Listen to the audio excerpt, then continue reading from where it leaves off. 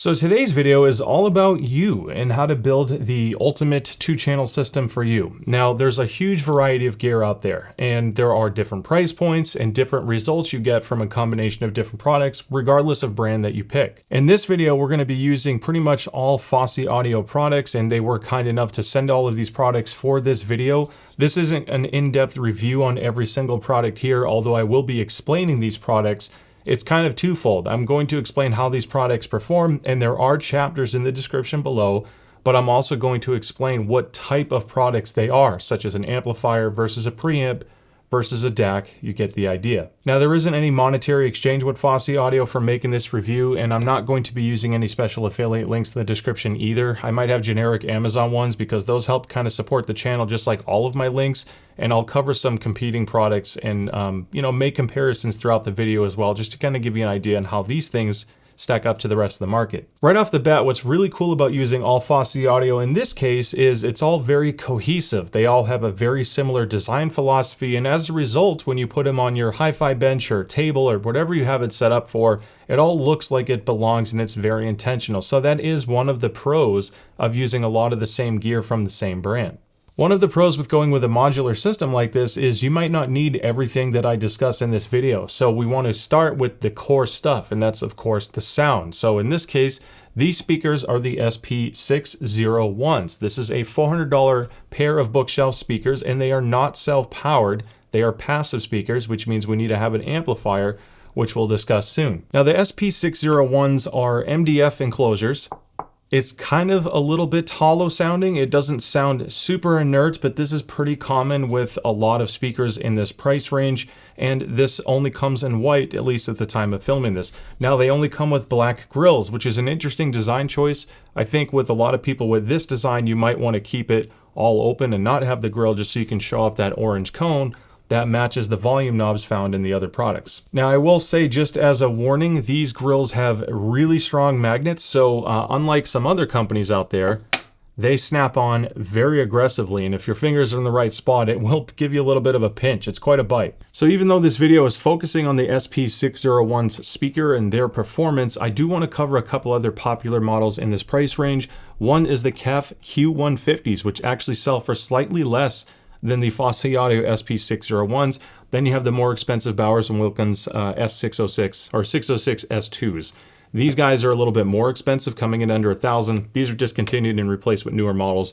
But it's interesting to make some comparisons. So for one, unlike the Fosi Audio speakers, the magnetically attached grill on the 606s from Bowers & Wilkins basically just fall off. If I could sneeze on it, it would probably fall off. This guy, the magnet is so strong, as I was alluding to earlier, I can actually move the entire speaker just by putting pressure on the grill. So it does take a little bit more effort to remove. Now, even though the knock test doesn't suggest almost anything on how it's going to sound, we'll get into sound quality here in a sec, it is important to address the cabinet because thicker cabinets, some that are more inert, will typically have better audio performance as long as the rest of the stuff is good. So if I do the knock test on this guy, then the KEF, then the Bowers, they have somewhat of a similar sound, but you can hear a difference, and the Fosi Audio SP601 sound just a little bit thinner and a little bit lighter. These are vinyl wrapped, they are not painted, just like the KEF. This guy is just a finished material, but again, it's a more expensive speaker. This KEF vinyl wrap has held up really well considering.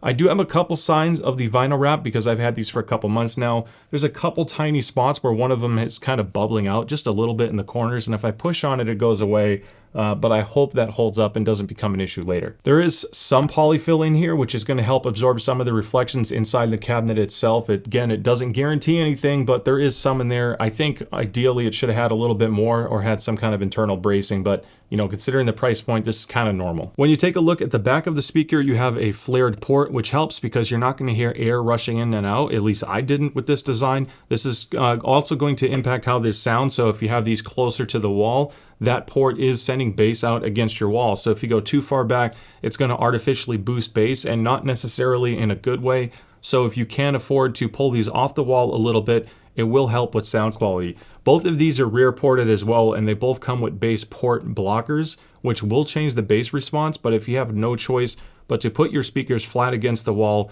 consider a speaker that's either sealed, front ported, or comes with a bass blocker, or port blocker, I should say, to help give you that. These will still work, just expect a little bit more bass as a result. Otherwise, these have really nice terminations. They are twist for exposed copper, and then they have the banana plug port on the top. So if you have banana plugs, you can just stick them right in. You don't have to ever undo these. Just keep them nice and tight. As far as sound quality goes with the SP601s, they are an interesting and definitely a colored sound. So these are really punchy in like the 100 hertz area with some roll off.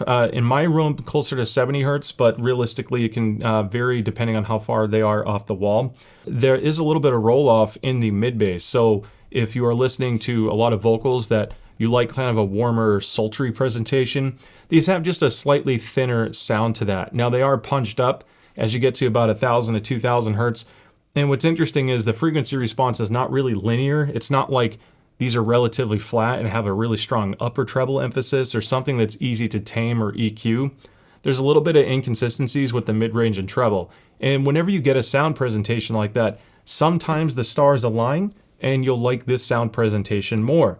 Whereas you go with something like the KEF Q150s, they have a more linear and warmer bass response. The difference with these guys is, and I honestly prefer the sound of the KEF's versatility a little bit more. The one thing is KEF is overworking the driver, to be honest. So if you're listening to your music very loudly, this will eventually kind of destroy itself. It's great for low to moderate listening, or mainly just smaller rooms. I think the imaging performance, because it's coaxial centric, meaning the tweeters in the center of the driver, the mid driver, that helps really well with imaging presentation once you get them all dialed in. And I like the voicing overall with this. However, there is a little bit more upper treble air. So depending on your room, this could sound really spacious and bright. Might be a little bright for some, but it's definitely not a powerhouse when it comes to cranking up the bass and volume. The SP6 or SP601s, even though I think they're colored to me overall in a slightly negative way, because every now and then just a shot of sibilance comes through, and it's not on every voice. It's really like, I'd guess around 7,000 to 8,000 hertz. Based off my listening, there's just a couple tracks that normally don't come across as sibilant to me that sometimes this does, and other tracks that have no sibilance issues, they get away fine with it, and then you get this really fun, like snappy sound. So it's kind of hit and miss. I'm not gonna lie. I don't think this is the best for listening to a ton of different music, but it can be really fun for certain rock music, in my opinion, because that more aggressive bite at 1 to 2K kind of adds a little bit of energy to guitars.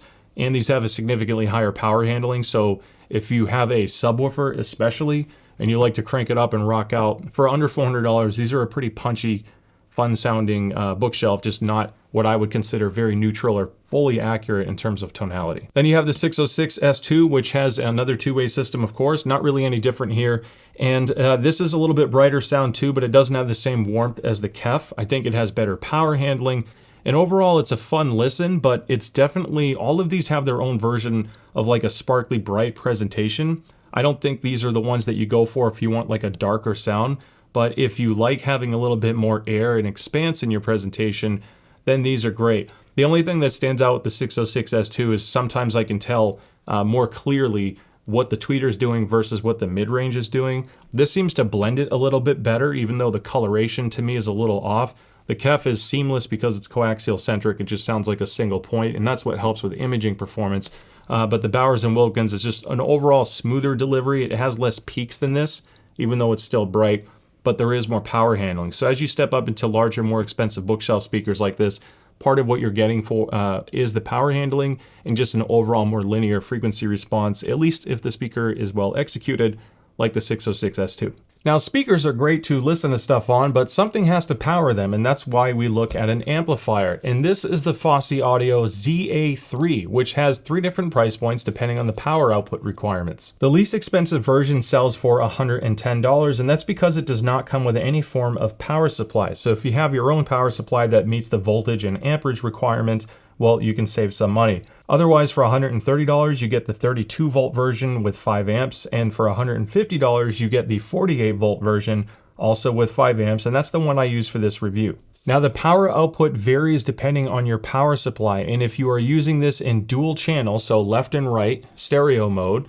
and you have the highest power supply, highest powered power supply you can purchase, well, you get up to 180 watts times 2, and 235 watts times 1 in mono mode or monoblock mode, because basically you bridge these back cables and flip a little switch on the front that switches it from stereo to mono. It's a pretty slick amp because it's super compact for how powerful it is, and it has 2 inputs. There's a little switch on the front to go from XLR and RCA, and you have an analog potentiometer for, of course, your volume control. On the back of the unit, you'll see the 2 XLR inputs, you'll see the RCA inputs, and you'll see a subwoofer output, which is huge for this price range. You also get 2 sets of binding posts, which do support banana plugs, the power input, and a 12-volt trigger input. The one downside I wish this had but doesn't is a trigger output. Even though it's not necessary in stereo configuration, if you bought 2 of these and basically cranked them to full volume because you have a preamp, which we'll get into soon, you can have one of these for each speaker. If you're really chasing a lot of power and maybe you got something even bigger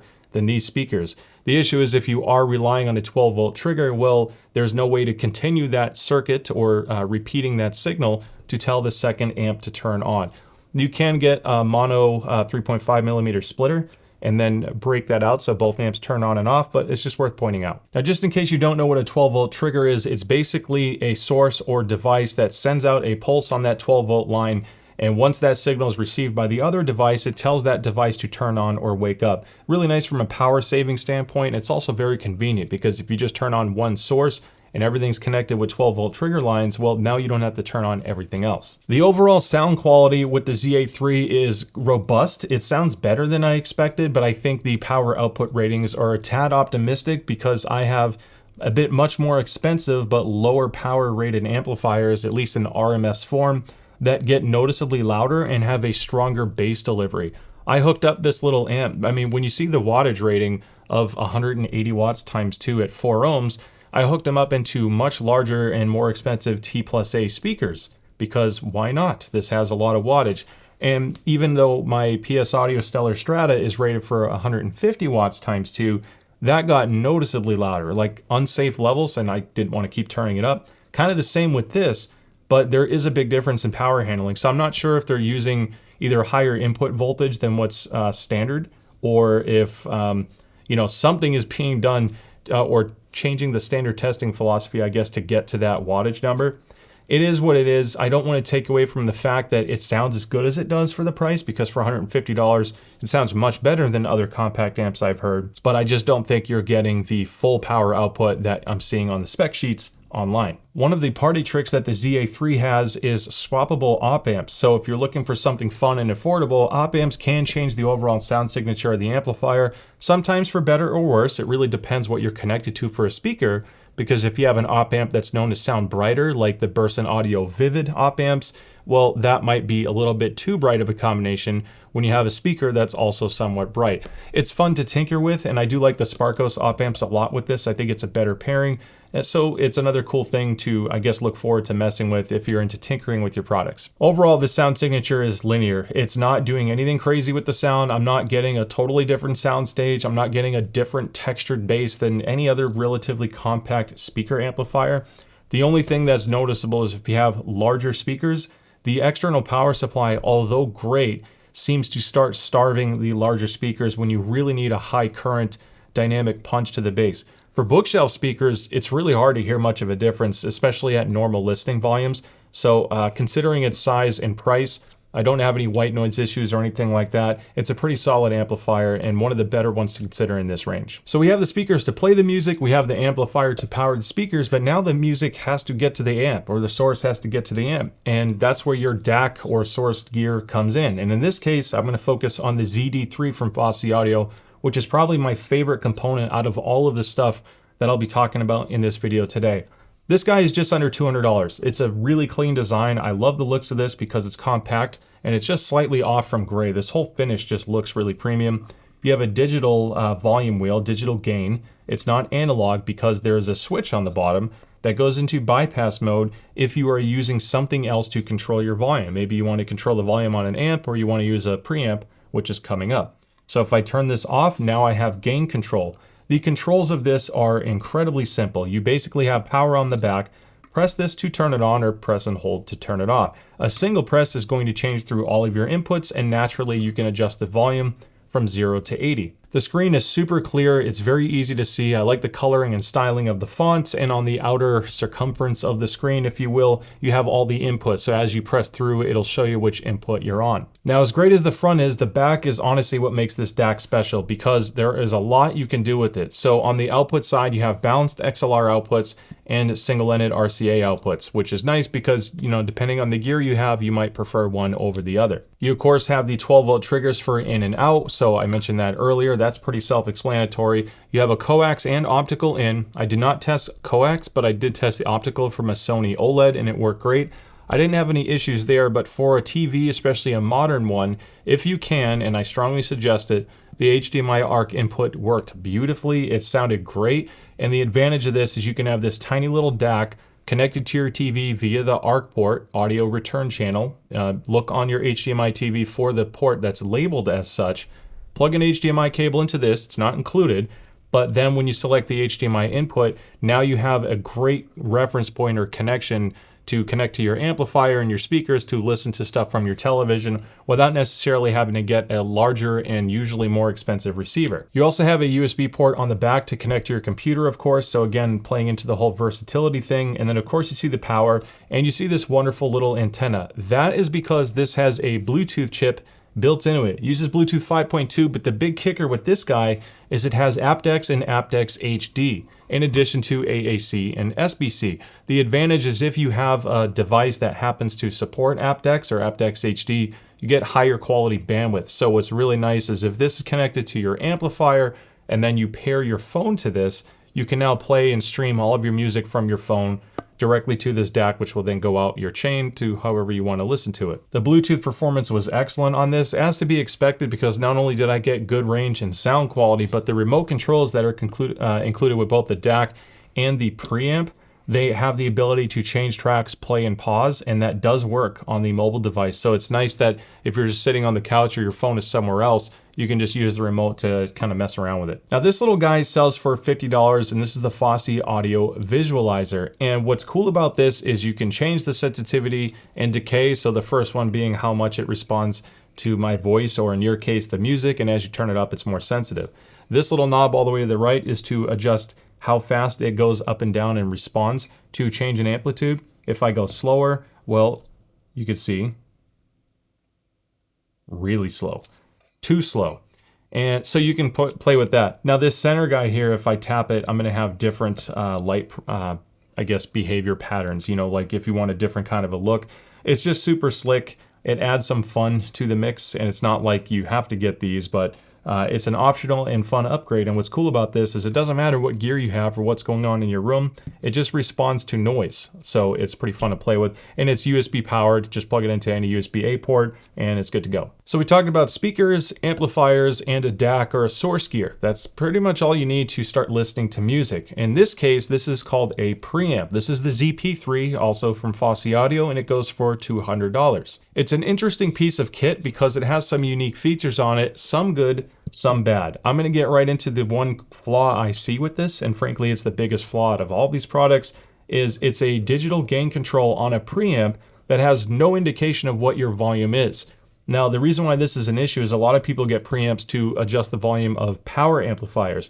So if you get two of these amplifiers, the ZA3 monoblock mode, you have them cranked up, one per speaker, then you're relying on this to control your volume, because this can be a purely analog circuit in case you don't want to do any DAC processing. You don't know what volume you're at. So every time I turned it on, I basically had to turn this all the way down, or a few rotations, just so I knew the volume was turned down all the way. Then I can slowly turn it up. Now this comes with the nice remote, which is great. And you can see ZD3, ZP3 on this remote. This is the one that comes with the preamp. The DAC one doesn't control the preamp at all. So the preamp remote will control both the DAC and this. So you have to make sure that you press ZP3 and then just point at it and hold it down and just pray the remote's not dead and your signal went through. Otherwise, God forbid, your volume was at the wrong setting. So it's an interesting situation, because if you're in ZD3, unless you're paying attention to your DAC, you might not even know that you're not adjusting your volume. I'm not a fan of that. I actually think, or aside from having a level meter here, that would have been cool, but switching this to an analog pot I think would have been better. Then of course you get traditional benefits of having a preamp. One of them is the ability to switch inputs rather quickly. toggle the power button, just keep tapping it. It'll go through both RCA inputs and the XLR input on the back. Then you have fade for left and right, or balance, I should say, to go from left and right in case your setup is favoring one side, depending on your speaker arrangement. Then bass and treble controls. Now these tone controls can be defeated. There is a switch on the bottom of the chassis that has bypass, and if the bypass switch is turned on, it's basically bypassing all of your tone controls up front. The other switch that's interesting is the high pass filter, which goes from 20 Hertz to 80 Hertz to 120 Hertz, all the way up to 20,000 Hertz. So the idea is to roll off low frequencies. My ZP3 came enabled at 80 Hertz, and when I did a full swap of my source gear in my studio, I was like, man, the Fosi gear doesn't have as much bass as my other equipment. I then eventually found out through measuring this on my RME ADC, analog digital controller, I saw the roll off. I'm like, well, that's super not normal. And that's when I realized that I should have read the manual first and actually looked at all the features of this. So I switched it to 20 to 20,000 Hertz, then everything was great. Now I also measured the tone control of this. So if you are curious what adjusting those wonderful bass and treble knobs do, there are a few different charts I have to show you. The bass one is quite wide and quite extreme, of course. If you're chasing gobs of bass, well, the bass knob is going to do that. The same thing applies from treble, but the treble boost does carry down into the mid-range, of course, especially if you're getting much more aggressive. These are basically fun knobs. This isn't the proper way to EQ something, but if a song is dark, crank up the treble knob. If the bass is lacking or just far too much, well, now you have some really quick and easy controls, and that is one of the reasons why I like Phono preamps, or I'm getting ahead of myself, why I like preamps. When you look on the back of this guy, you have 3 sets of inputs, as I mentioned earlier, so you can toggle through multiple sources. Now, I had one set of balance cables, the XLR cables connected to my DAC. Then I had an RCA set connected to the Phono Preamp, which I'll talk about in a moment. You have outputs here, and this is what is going to connect to your amplifier stage. You have RCA and balance, and of course your subwoofer output. What is scary about this, the same thing applies, is if you don't know what your volume is at, your sub output's going to be extremely loud.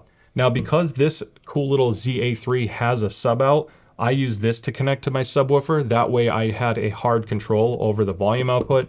So I was a little bit less worried about what was here. And then the 12 volt triggers are in and out. That's pretty self-explanatory. This is one of the only ones that has a power supply built into it. And you have a power switch right there to turn it on and off. The rest of the guys all use an external power supply, which gives you a little bit of a brick. Not the end of the world, but worth pointing out. Another fun product is the Fosi Audio Box X5. This is a phono preamp because if you are listening to records, well, a lot of the times the preamps built into the records, turntables, don't sound that great. You don't get the same frequency response typically, or signal to noise ratio. Maybe you get a hiss or a hum. It's very common with internal preamps because record players, the output signal is quite different than all of your other analog sources.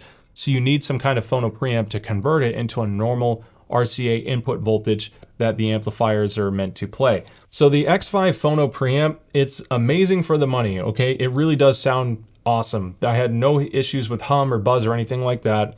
Signal to noise ratio is great, especially for the price. The only thing it doesn't have is a subsonic filter. So if you have subs or you have speakers that are at risk of overexertion for low frequencies, records are purely analog. So if it's picking up frequencies below 20 Hertz, your cone, the actual motor structure, it's going to move a lot because of that. And if you're not paying attention to it, you might cause some distortion and eventually driver failure if you're playing it loud enough and long enough. So then you get into stuff like this. This is the HiFi Zen Phono Preamp. This is the newer one, and what I like about this is it has something called a subsonic filter, which is going to drop off all of those low frequencies that can damage your speakers. However, this is $250, at least at the time of filming this, and it didn't really sound much better than this. It's honestly comparable. If anything, it's almost not noticeable. It takes so long to switch that I couldn't really observe a sonic performance difference, which really shows how good this preamp is for the money, being less than half the price. The only kicker on that is just be aware it doesn't have a subsonic filter, and usually ones that sound this good that have that are much more expensive. So the front is so self-explanatory. You basically have a power button and a little light, and you'll hear it click on and off. When you look at the back, this is where it gets pretty interesting. So you have obviously the input and output stage. The one interesting thing about this design is the inputs are over here, but the ground cable for that input is just above the power supply. I think that's pretty reasonable why they put it there, because it's such a small chassis. You have to have a path to a ground somewhere. Without that ground, well, that's where you have your signal issues and hum. Then you have adjustable gain, and then your cartridge settings. So you have moving coil or moving magnet. This is set to moving magnet and 38 decibels because Fosi Audio has a new turntable called the Luna3. The Luna3 showed up on Kickstarter for about $350, and you could still back it now. The Kickstarter program technically ended, and frankly, I'm not a super fan of Kickstarter products in general, and why I definitely don't blindly endorse them, because there's always that risk. Fosi Audio is an established brand, so it's very likely it's going to come to market and we won't have issues there. But also because there is an established brand, I would have hoped it just would have been a straight and normal launch for people to get their hands on it. So that's up to you if you want to take that investment or not. Now, I happen to have a Luna3, and there are some very interesting things about it. One of them being the straight tone arm that is connected to the Audio-Technica AT-VM95E moving magnet cartridge. Now, the VM95E has an output voltage of 4 millivolts, which is rather sensitive and quite loud, so that's great from an amplification side, but the ideal setting, if you have the ability to adjust gain on your Phono Preamp, would be at 40 decibels. And then, of course, you have to set your switch to moving magnet for that cartridge. Now, this preamp from Fosi Audio goes from 38 to 48. So you will lose a little bit of, I guess, peak volume from your gear by going down just a little. It's not a big deal. Just set it to 38 decibels. And to me, that is the best setting. Otherwise, if you go too hot on the gain, you're going to introduce some distortion with multiple tracks, to be honest. Now, this cartridge is ideally dialed in at 2 grams of force. And it's very hard to get perfectly with using just the counterweight, because you have a little ring. Once you zero it out and balance it, you're supposed to then set that ring to 0, and then as you turn it, that should match up with the counterweight. It's close, but it's pretty easy to turn without necessarily moving it as much, and as a result, that shifts some of your balance, so you might not always get the perfect force that you're looking for. Thankfully, technology exists, and this is one of the best investments you can make on a record player, provided you already have your cleaning equipment. Because with records, this is an investment. You're not just buying a record and a preamp and all the other stuff. Your records need to be clean and dust-free first and foremost. Once you've done that, then dialing in your stylus settings to basically perform to what that cartridge is rated for is going to give you the best bang for your buck for what you've already invested in. This little guy is a digital scale for your needle. So when you place this on the platter of your record player itself and you drop the tone arm down on it, you want it to fall right in the center of that scale. And once you've done that, that'll tell you how much pressure the needle is putting on the record.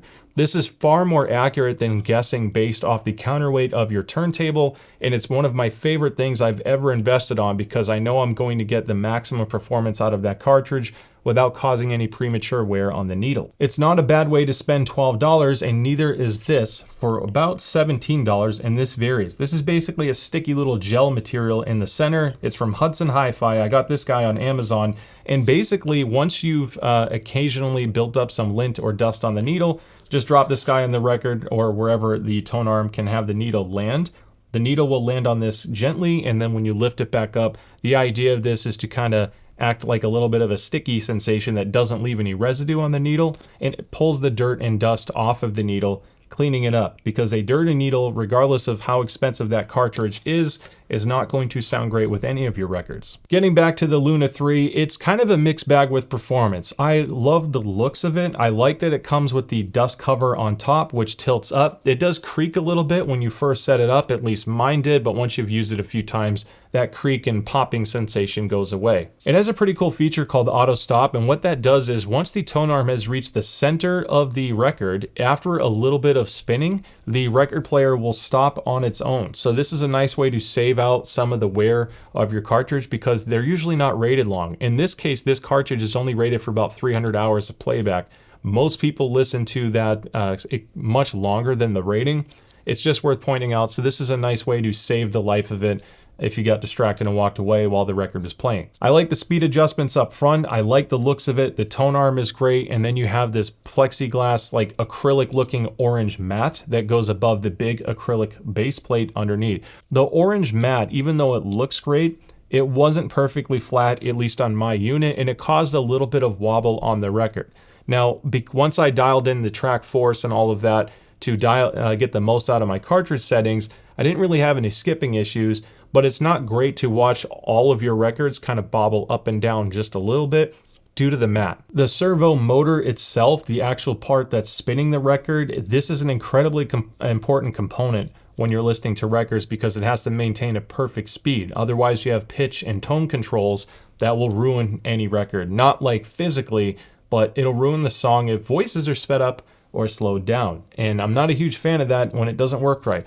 Thankfully, they did get a really good motor in here as far as maintaining a consistent speed. I never had issues with that. And there is a switch on the front to go from 33 to 45. No high RPM mode, but you know, that's usually a special table anyway. One little gotcha with the Luna 3 that I wasn't crazy about is motor noise. And this could be a byproduct of just being a less expensive table. I'll admit I usually listen to more expensive turntables. My main turntable is the Music Hall MMF 3.3. It's a much more expensive table, dual plinth. It uses an Ortofon red cartridge. I love that table. I wanted to see what Fosi would do in comparison to that. So that was my A/B test. Sound-wise, the Luna 3 is great in terms of audio performance. I'm really happy with how good that budget Audio-Technica cartridge performed with. But the thing I couldn't get away with is if I am listening to classical music especially, which has a massive dynamic range. All of this stuff was great for dynamic range. Didn't introduce any issues. The Phono Preamp, the grounding, solid. No hum or hiss from that. The problem is the motor servo itself made a hum. It sounded quite resonant on my top. And I'm using a Butcher Block Acoustics very heavy duty stand for this. It does not ring. It's very much inert and it weighs a ton. And I still had a resonance that was coming from the table. So that can be very distracting if you're listening to records that have very quiet moments. And as a result, I don't think I can give the full recommend of the Luna 3. I had the pre-production unit. There's a chance that once Kickstarter wraps up, full production, maybe it irons more out based off my feedback, but I want you to be aware of these things and make sure that as the production models hit and people start talking about it, pay attention to how flat that acrylic plate is, the orange disc, the motor noise, the creak of the lid maybe, if you're concerned with that. It is a solid performer. It does sound great, and I like that it maintained a consistent speed, but there are a couple gotchas with this that I wasn't too crazy about from an end user perspective. And a lot of people that listen to records listen to stuff with a lot of dynamic range, so that's a very critical thing to address. Okay, so we made it to the end. Now I covered all the gear. Cables are obviously important, and you don't have to invest in super high-end expensive cables. I recommend reliable cables. If you can get world's best cables and some other brands online that are a step up from full generic, please don't buy snake oil cables that are hundreds of dollars. Mogami Gold cables, if you need XLR, there are some cables that are under 100 that sound absolutely incredible if you really want the durability and the shielding benefits of it. But aside from that, you're really going to be hard-pressed in hearing a big difference on the wiring side, especially digital. Don't buy super expensive HDMI, USB cables, stuff like that. It's bytes, it's ones and zeros, save your cash. At the end of the day, I had a couple goals set aside for making this video. One is to just explain an entire budget stack. You know, you could get a DAC, amp, and speakers for very low prices, even lower than this. And that doesn't mean you will have a bad system. If you shop smartly and get the right deals, you can get speakers and then an all-in-one amp, DAC, Bluetooth device, etc., and be under $500 and get some really fun setups. So if you have feedback on this type of series and what you'd like to look for more in the future, leave a comment. Let me know what you think about this stuff. The other goal with this video is to help explain not only the Fosi stack, but what each component does. So it's good to learn about each product that Fosi makes, and huge thanks to them for lending these to me for review. But also it's good to know what a phono preamp does versus a preamp, a DAC, amplifier, speakers. If you're not familiar with all that stuff, it's really important to get the most out there for information so you know what to shop for. Even with there being a ton of different products out there, it is still really nice to have a fully cohesive themed system. I think the matching aesthetics between the knobs and the chassis and the overall design honestly made the room in this whole setup kind of punch above its weight class. Once you get a matching theme and something that's really cohesive, it just looks great. And it sounded really good too. I did have some quirks and weird issues or cons with some of these products. Nothing's perfect, but then again, in the budget price range, there's always going to be a couple trade-offs. So hopefully this video helped you know what to shop for to find what's more important to you. And with that being said, thank you so much for making it to the end of this video. Don't forget to like and subscribe. I really hope you found this helpful, and I can't wait to see you at the next one. Take care.